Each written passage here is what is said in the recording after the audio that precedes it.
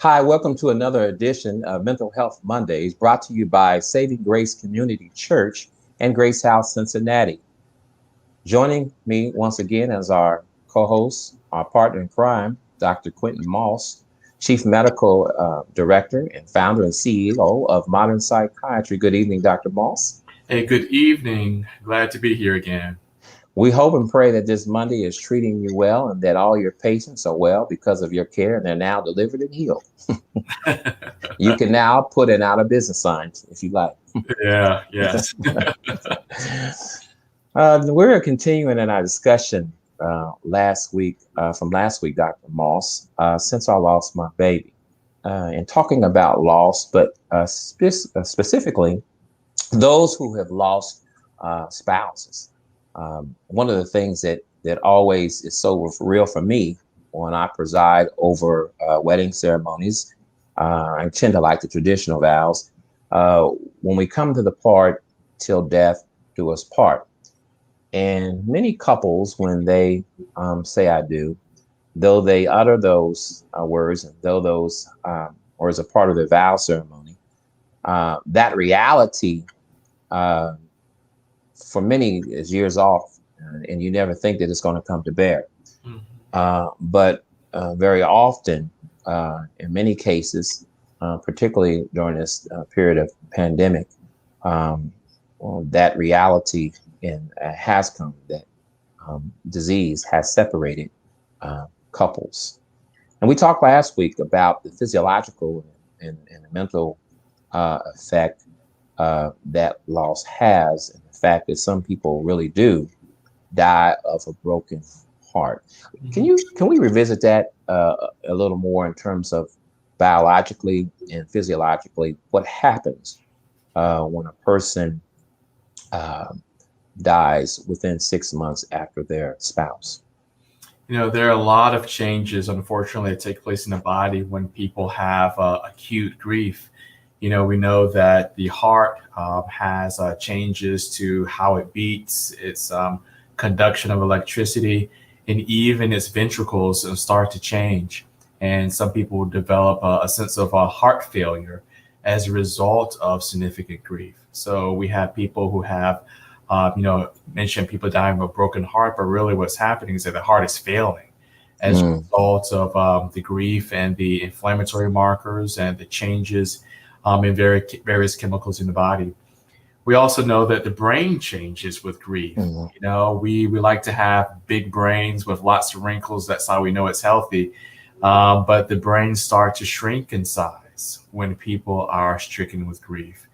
And I've mentioned before about issues with inflammatory markers.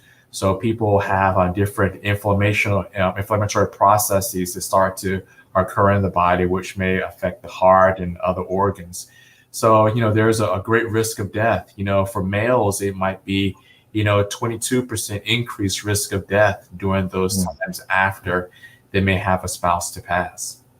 Well, certainly grief and loss affects us differently. And tonight, joining us tonight, we have Jake Turner. Welcome to the show, Jake. Hey, thank you, Pastor Phyllis, for having me. Hello, Dr. Moss. Good evening. Um, Jake, certainly, as we want to thank you for availing yourself for this very important discussion. And Dr. Moss shared a little bit with us about what happens from a physiological and biological standpoint, what can happen Hmm. when a person uh, has to deal with grief, and particularly a death of a spouse. Share with us, Jake, a little bit about how long ago it was you lost your wife's name, and let's hear a little bit of the love story that you encountered there. Well, first off, thank you so much for inviting me. It's certainly an honor just to be here, and prayerfully that once this session is done, we'll be able to reach out and bless someone. Um, my wife's name is Tanya Turner, and yep, there she is. And we were childhood sweethearts. I met her when I was 15 years old, and she was 14, I believe. And so we were high school sweethearts, just like many of our friends were. We headed off to college, and once I came back, we obviously it was about that time to get married. So, and that was probably about 7 years of courtship that Tanya and I had to endure, which is pretty difficult because I went to school in Columbus. Tanya went to school at here in Cincinnati at UC. So, but yeah, we were certainly lovebirds, and um, there were some challenges there. Obviously, when you separate at 16 or 17 years old, when I left to go to school. So it was always that challenge of people saying that it's not going to last long. So you always want to have that impression that you want to try to prove them wrong. But the impression you made on Tanya was so great that she wasn't going anywhere. That's probably what the case was. I mean, the game you had, the love you showed, the support you were given was just probably such of a magnitude and proportion that I mean, it was automatic that the distance wasn't going to do anything in your relationship. Right, that was pretty much my first true love, and but you always have your elementary school crush. But yeah, she was pretty much the first one, and outstanding parents. Her parents was awesome. We had so much in common. Her father was a minister. My father was a minister. She comes from a large family. I come from a large family. So we had a lot of things that were in common. So it was many walks to her house from Hughes High School to Coyville, and many bus rides back because we certainly at that time didn't have my license yet. So I actually literally go from practice to go visit her and then go home and do some homework and eat a cold supper because my mom. But you didn't have cell phones. You had a phone. Exactly. That's why, and now we can't go without it. So, but yeah, we wound up eventually getting married in 1987. No, I'm sorry. Actually, we wound up getting married in 85. I think we graduated in 84. So we gave it a year. We eventually got married, and we had our first child, and Jake 2 came a year after that. So she blessed me with 3 beautiful children. And so we, obviously like every other couple, she was pretty much my best friend. She was obviously my life. So we did not anticipate, obviously, something like this happening. But, life brings you a lot of curveballs. It brings you things that you do not expect because you don't think about these things. You don't think about going through life without your spouse.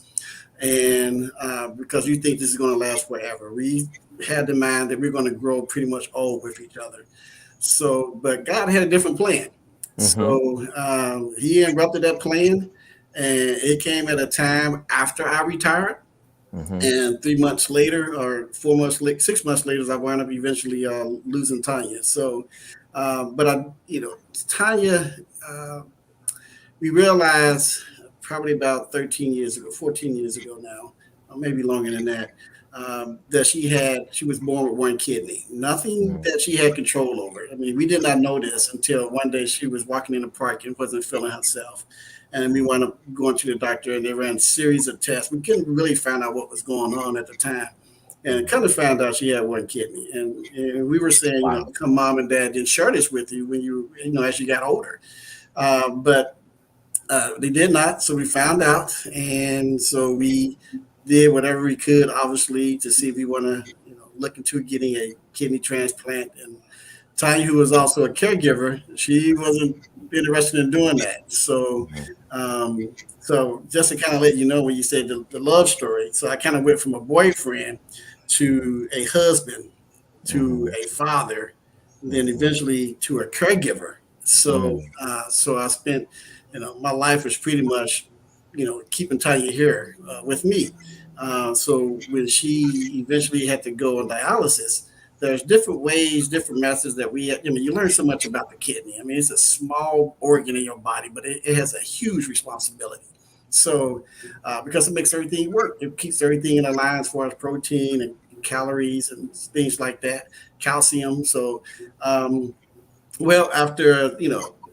I'm pretty sure once I retired, I start seeing some of these patterns that I didn't see before with Tanya, as far as, medications and things like that, feeling really tired and fatigued. So, we eventually wound up going to the doctor even more.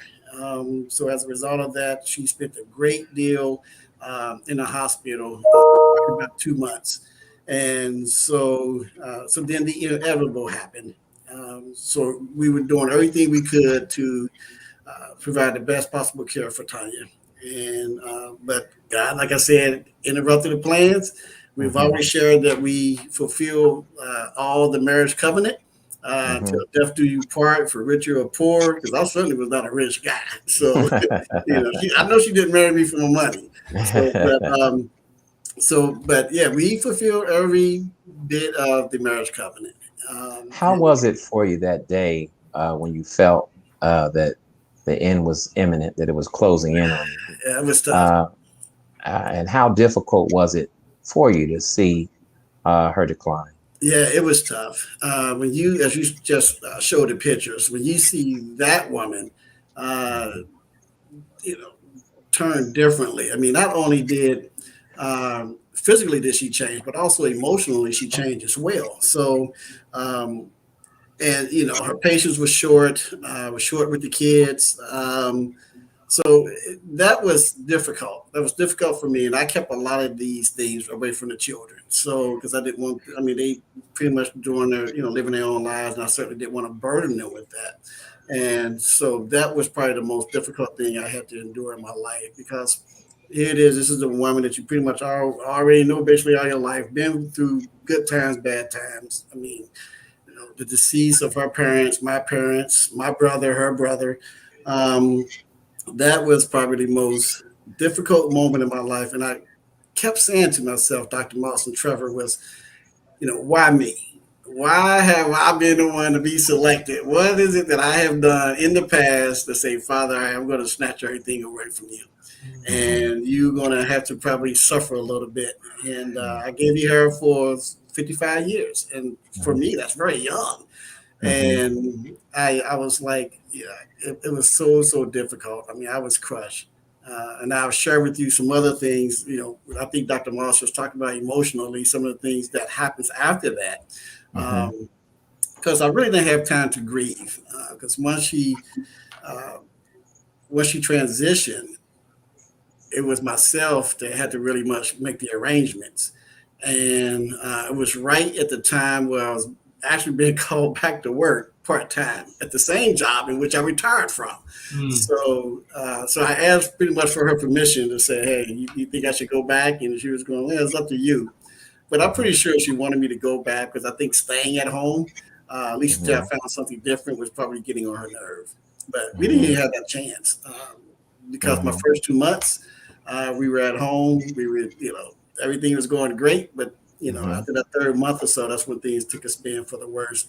But so many emotions was going through my mind. I saw myself doing things that was not normal. Okay. So I wound up attending a grief counseling with Spring Grove. So I went up because for men, it's very difficult for us to really realize, hey, you know what? We do hurt too. We do go through pain. We do go through difficulties and adjustments, but we try to guard those. We try to put up these fences because we don't want anybody else to see it. But we do. And it's okay for us to have these emotions, for us to have these feelings. And I was, doing things that was abnormal. If I was, blessed just to get up in the morning just to brush my teeth, I felt that was a success for me. Because you are so engrossed in your feelings. It's difficult for you to get up in the morning. It's difficult for you to go to sleep at night. It's difficult for you to eat. And so you have all these physiology changes taking place. And I said, man, this is not right. So my basic routine was get up in the morning, go walking, go see her. And I did that for like 2.5 months, probably about 2 months. I went to go see her each and every day. And then I would come home and then try to relax after that. So, but what I realized is that when I start going through these grief counselors, I'm like, well, wait a minute. Everybody else is basically going through the same thing that I'm going through, if not worse. So that normalized everything for me. And so I, until I start beginning to heal, instead I can start beginning to eat and begin to sleep like a normal person. That is when I began to realize, okay, you know what? Perhaps going through this would be able to help somebody else, particularly men, because we do have a hard time expressing our emotions and our feelings, and just being able to pour out to other men. like we're Well, doing here tonight. And it's perfectly okay for us to do that. Yeah. well, Dr. Moss, in relating to those who, to men in particular, to brothers who struggle with being open, and in your practice, how do you see that manifested, particularly when it comes to men hurting in terms of leading one way to open up about what's going on with them? You know, men are oftentimes, not trying to stereotype, but men are oftentimes quite reserved, quite guarded. And sometimes, you know, we try to overcompensate to try to cover up some of the things that we're experiencing. So men oftentimes present with a great deal of anger, irritability. But much like you described, when people are going through a great deal of grief or depression, struggles getting to sleep, not being motivated to get up, you know, not looking forward to the morning, really, having difficulty just trying to get their day together to start a routine, and oftentimes losing weight. So we see a great deal of that, and we try to, as he said perfectly, try to normalize that behavior. I mean, there are other people who experience this much like what you're experiencing. So that takes away some of the guilt and the shame. Folks can be less defensive about being able to share what's going on with them. And as we allow them to start talking and start processing, then we can allow for them to kind of relieve that burden, and at the same time give them some tools to kind of help them to move forward. Did you ever reach a point, Jake, where the doctor needed to prescribe something to help you rest? Yeah, you know what it was? It was prayer. And I didn't think I didn't need a doctor to help me with that. So, you know, my faith in God is, as no point intended, it's my saving grace. And it was my faith, believing in him, trusting in him, because I was mad. I was mad at him. I was mad at him. I felt that he picked on me. I felt that all the things that I went through as far as retiring and raising the kids and getting them on their own. And now that I felt that we were at a point to fulfill some of her dreams, because she loves to travel. I said, okay, well, finally, without a financial burden, we can do those things. And I felt that he snatched that away from me. And that was hard for me to comprehend. So, but yeah, I was messed up, guys. I was messed up. So, and I was at the point where when I kept trying to normalize everything, I kept trying to process this.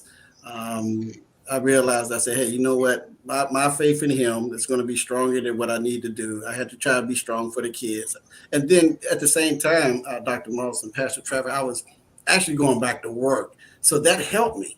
So at least now I had a purpose, a reason to get up. And it was so difficult, though, because I went back into management. It wasn't like I was just a regular guy who can go in, do my eat, and get out of there. Right. But I had some responsibility. And then I'm trying to juggle all this. And then even after the fact, I might stop by and see her on my way home. And then I feel like, you know, man, I'm doing the right thing, going back to work. So, but it was a process. And I'll share this brief story with you guys.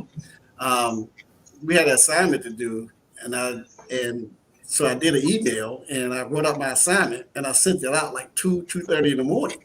So I get to work the next day. My manager goes, Jake, you good? You all right? Yeah, I'm fine. Why? He said, well, just saw that you sent the email at 2:30 in the morning. I go, oh, well. To myself, I'm saying, well, you got me. So I said, yeah, I was up. I was out. So sometimes I have a difficult time going to sleep. So, but the more I worked, the more I got better at it. Start, you know, adjusting to a normal. Well, it'll never be normal, but I started adjusting to some type of routine and self-worth again, confidence, and getting up, brushing my teeth, and being very active in the church. That also helped me out as well. And just being around my brothers, I think I would, you know, talk to you, Pastor Trevor, as well. So on a different level, but so it was those things that pretty much helped me with my healing. And I also had a special friend that helped me with that as well. What did you need God to be for you? Well, I needed him to be my rock, first of all, somebody who I can lean on, depend on, because Dr. Moss and Pastor Trevor, what I didn't share with you, that I would like to share with you now, is that when you're going through that process, and it doesn't necessarily have to be your spouse, but it could be, you know, a sibling, or it could be your mom or your dad. The support that I thought I was going to get from others, it wasn't there. I didn't get it. And so my my in-laws, who I felt that we were so close, we literally kind of grew up together. I didn't get no calls. There were none.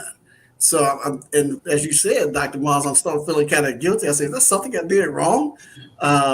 So you kind of had these different thoughts going through your head saying that maybe I did something wrong. Maybe I should have done something differently. And it took a minute, a couple of months, a few months to actually kind of get over that. But it was that when I didn't have that lack of support. And that's what really turned, continue to lean on Christ to, hey, you did what you did. Now I need your help and help me get myself back together, and which he did. So how difficult, Dr. Moss, is it for people, widowers in particular, to do just what Jake did, to say, you know what, I have more life to live. I've rediscovered that I have worth. I'm understanding that I still have purpose. How difficult is it, Dr. Moss, for people to be intentional and to wake up to the reality that they're still here and they have things that they need to do?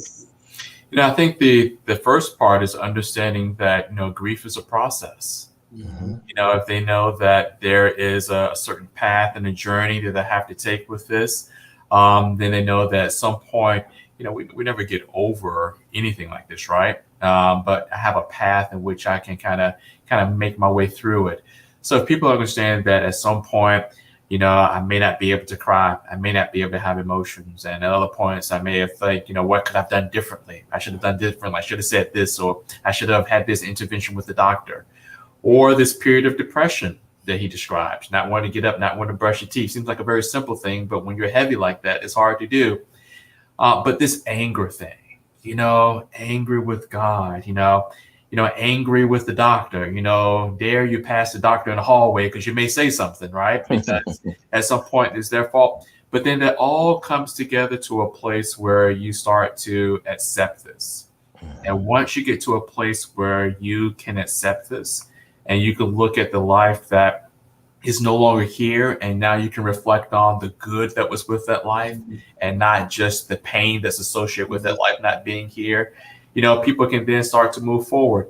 One of the important things that he was able to do was that Jake was able to go back to work, not because he necessarily needed to make money, but going back to work gave him a routine. It forced him to get out of bed each day.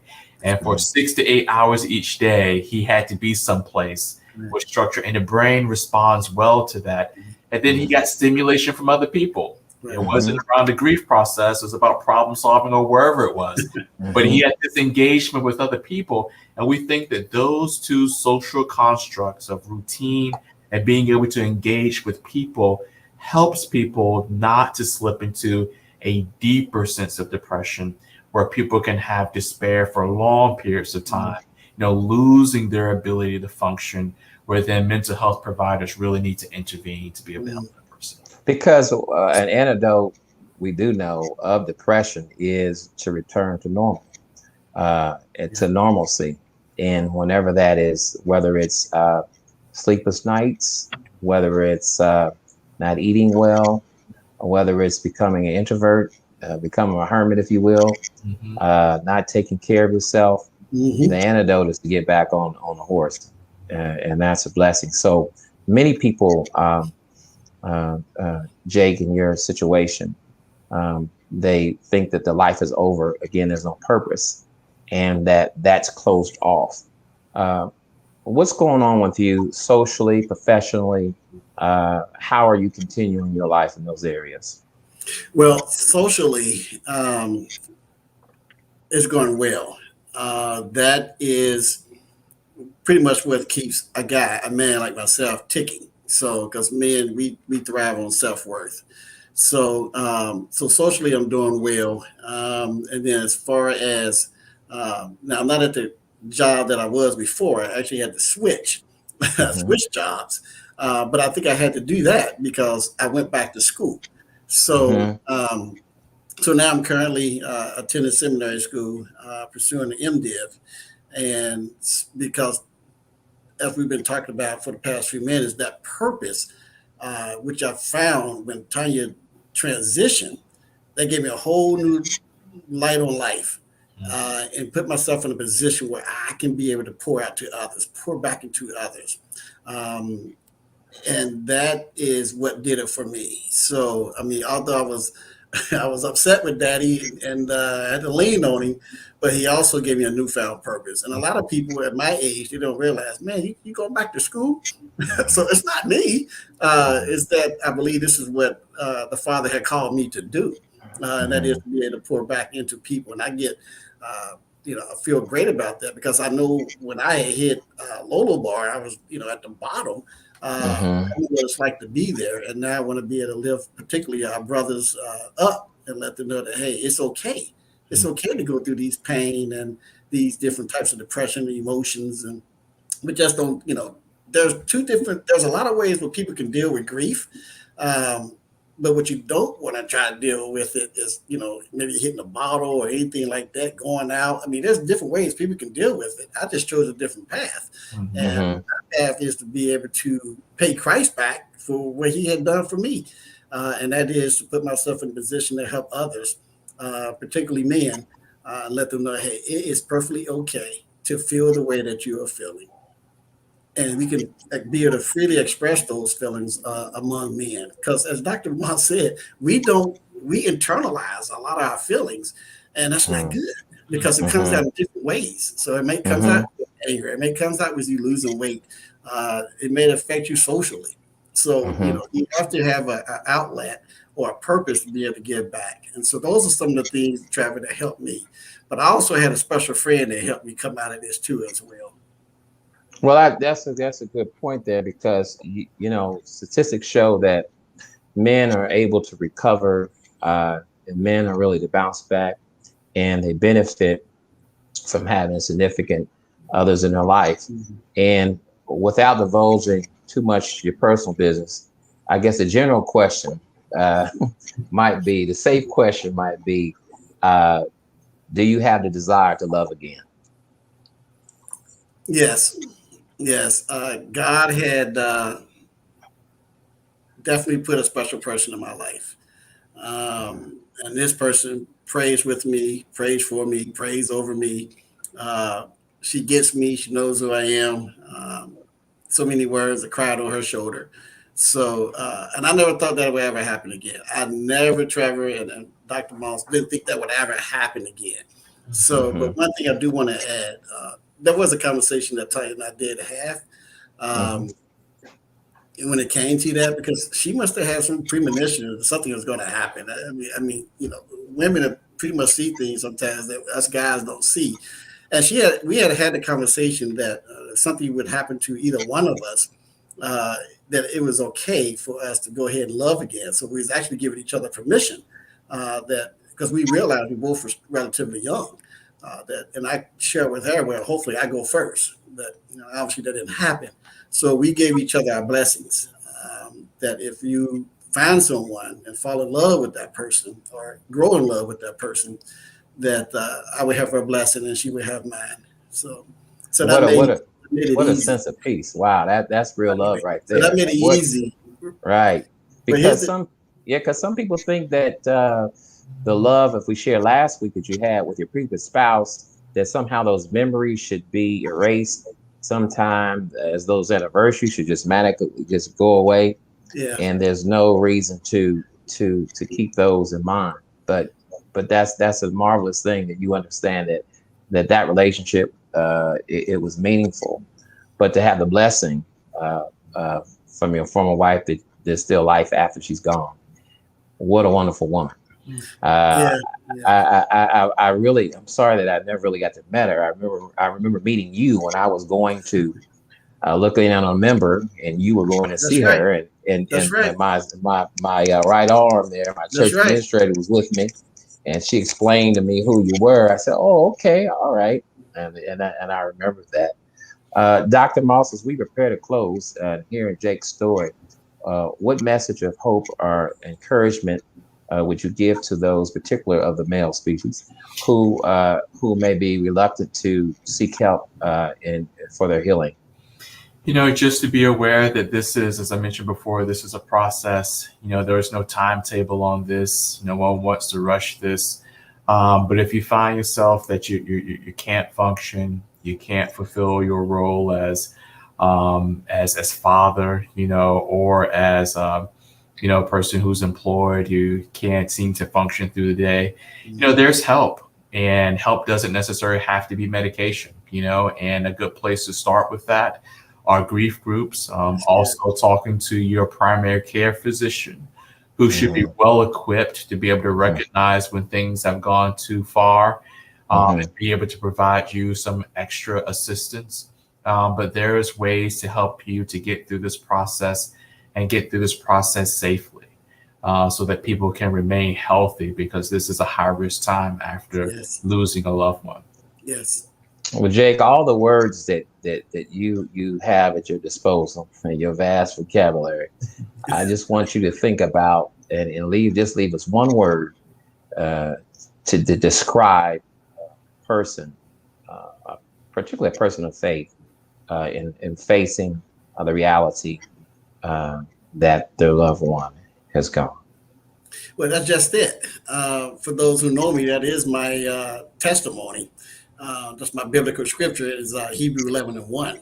Go with it. I always encourage people, you have to have the faith, because if you don't believe, that's main thing. You have to be able to believe and trust that God will deliver you. And I like what you said, Dr. Miles. I am one of the fortunate guys that I don't have to depend on any medication or anything like that outside, reading the Bible and relying on good friends. That was it for me. So I stand on the word, Hebrew 11:1, Trevor, which says, now faith is the substance of things hoped for. It is the evidence of things unseen. And that is what I would like to leave with the men, to trust God. Don't fall to your own understanding, because when you do that, you're going to miss out on a whole lot of new opportunities that's ahead of you. And one thing I would like to say, Dr. Moss and Pastor Trevor, the good thing, when Tanya transitioned, she transitioned in Bethesda North Hospital. And of course, when you think about these things, you don't want to go back to that same old memory because you know what it brought you. Well, my grandbaby happened to be born at the same exact hospital where Tanya transitioned. So now when I go there, it's kind of like joy and peace. When I go there now, and I say, wow, this is a full circle. So I shared it with my son and daughter-in-law. I'm like, wow. I said, that was done intentionally. Wow. So yeah, that brought me great peace. Well, thanks again for just your realness and transparency and your genuine and really your heart for God, your desire to represent Him well in all seasons.